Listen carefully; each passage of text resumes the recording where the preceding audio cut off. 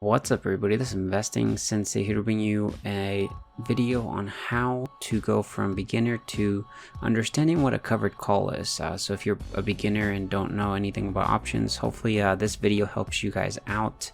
And if you already know some covered calls, maybe towards the end I will be showing you what are the possible outcomes you can get from selling a covered call, and so definitely stick around. But currently I'm using Robinhood as the user interface that I will be using to show you guys the options chain, and we're going to be using Palantir as our pick for the day. So assuming you have 100 shares, remember one contract in the options world is 100 shares. So if you have 3 contracts, that means that you have 300 shares. So if you were to sell 3 covered calls, that means that you need to have 300 shares of the stock that you want to sell. But anyways, a covered call in general terms is typically used to sell call options against a stock that you already own 100 shares of. And so we do this to collect the premium, and that premium is just extra money that you give insurance to the buyers of the calls. So by selling calls options, you're giving the buyer the call option the right to buy the underlying shares at a given price and a given time. So the given price and the given time, that is chosen by us, the sellers of the call. And so they enter this contract. We're basically providing insurance for them, and we'll dive into it a little bit once we get to the options chain. But typically this is considered a covered call because we do have the 100 shares to cover the call itself. If you don't have the 100 shares, then it's considered a naked call, and you'll probably hear that in the future. But yeah guys, I'm gonna go right here. We have Palantir. Go over here to the trading Palantir options. You would have to apply for it if you don't see it, but currently Palantir is trading about $13.98. In our term, you'll see that you see a buy, sell, call, put. For our case, since we're selling covered calls, we always want to be in the call options. And remember that I always think of when you buy calls or buy puts, I think of that as gambling. Whenever you go into a casino, you are the gambler, and whenever you sell calls or sell puts, you are the casino. So typically in a casino, majority of the time the house always wins. So whenever we're selling calls or selling puts, we're the casino, so majority of the time we're always going to win. The downside's very low there, as long as you pick blue chip companies. But anyways, currently the way that this works is since we are selling the calls, there's people that are buying these calls and they're gambling, and they're like, hey, I'm gonna bet that by this date, which is your date up here, which typically we're gonna choose the 18th of February because we are close to the 10th, so the premiums, I guess the premium will be very low.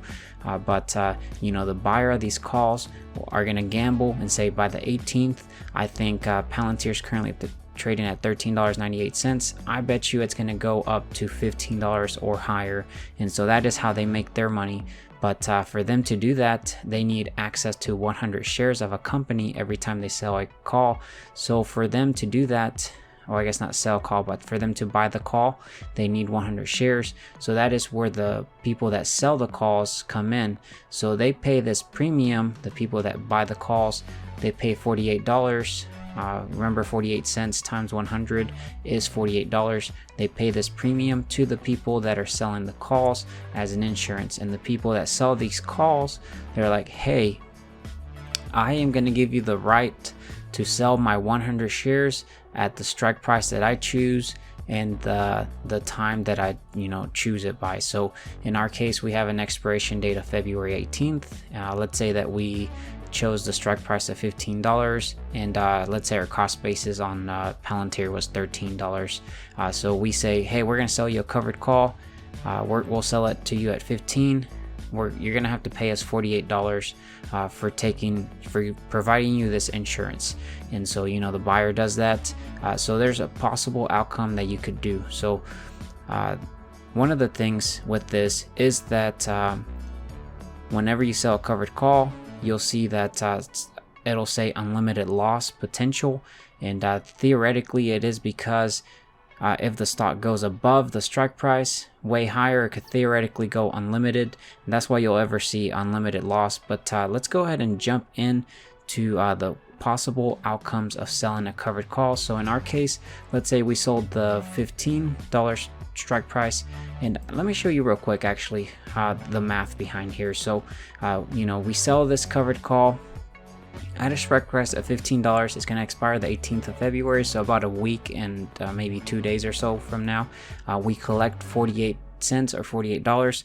If I was to pull out the calculator and you were to say 48 divided by the 15, that would be about 3%.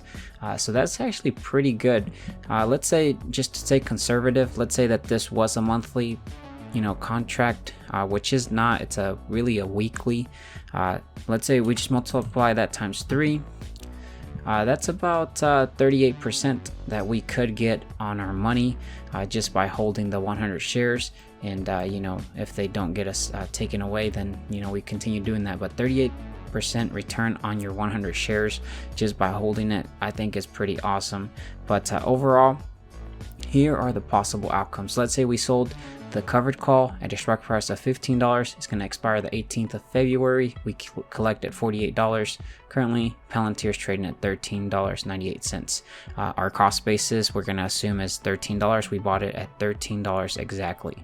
So the first one that could be possibly is that on February 18th,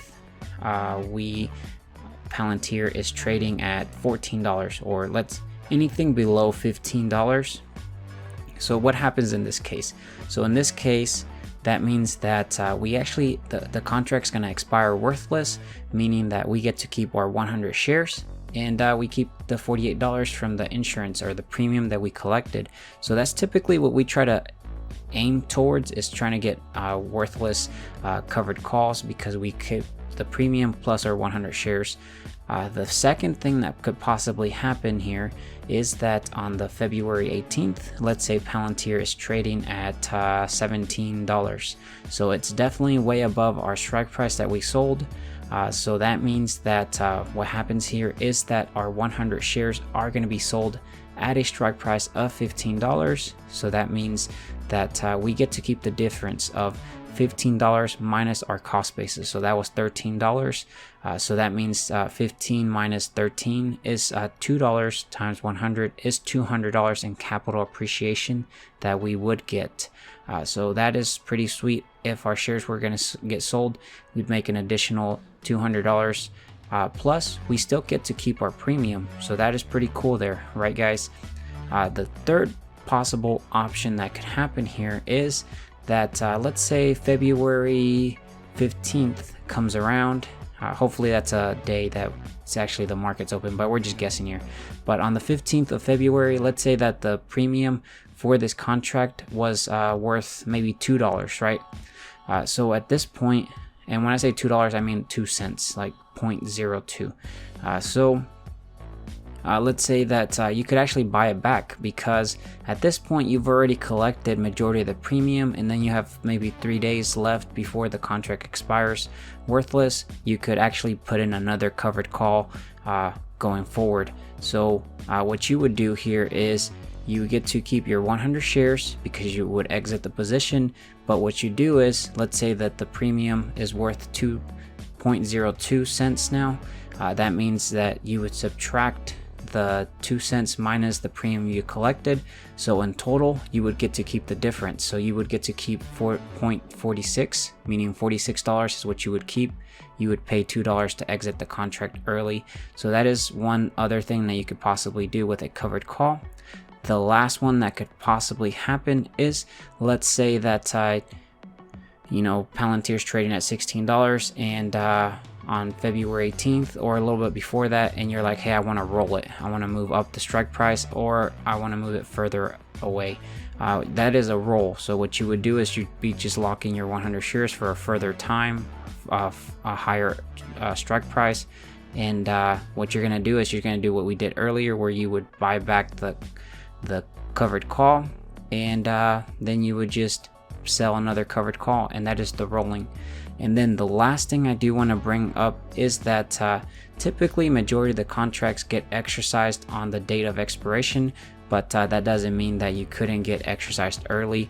Where I've seen this happen, it has not happened to me yet, but typically where I see this happening is when you are selling covered calls on a dividend company, and the ex-dividend date is coming up. And if it depends, if you can make more money by holding the shares, then typically people will exercise it early. But yeah, that is all the possible scenarios you could do from a covered call.